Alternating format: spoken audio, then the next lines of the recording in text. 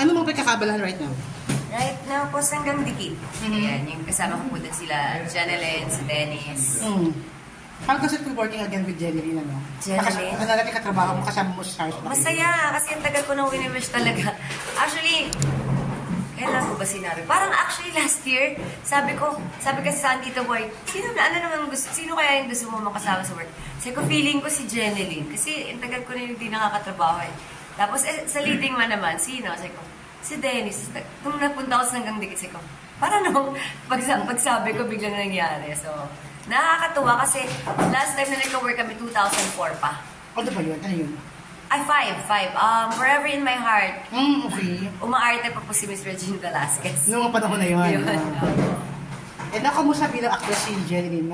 Napansin mo na anong improvement niya or anything na... Siyempre, super happy po ako na very professional, di ba? Tapos, happy ako sa amin, actually. Kasi siyempre, para kami magkakapatid, di ba? So, tinitingnan ko as kami na nandito pa din kami. So, sobrang blessed. Miss Kat, syempre ngayon nung kayo nagsama ulit kay Jeneline, so iba na yung parang pinag-uusapan nyo. Parang abag na sa mga mamis niya. Nakakatawa. Kasi ano yung mga napag-uusapan? Ano na kami, palabasan ng vitamins.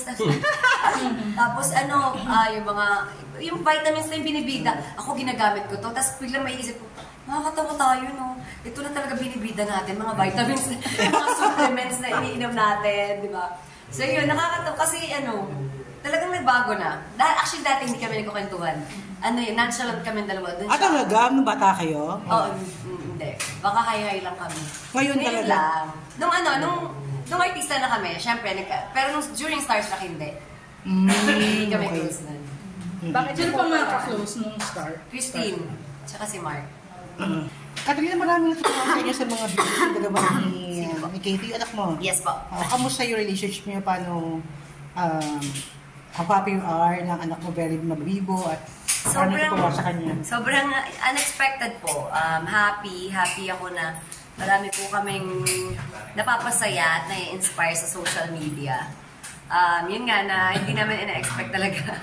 Katuwaan lang siya. Tapos biglang ngayon, parang nagiging na siya.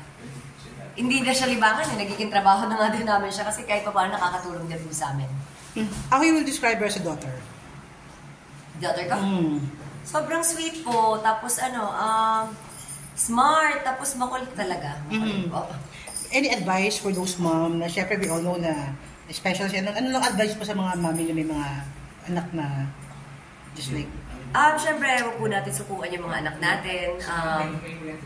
Kailangan talaga tayo ng mga anak natin, yung oras natin.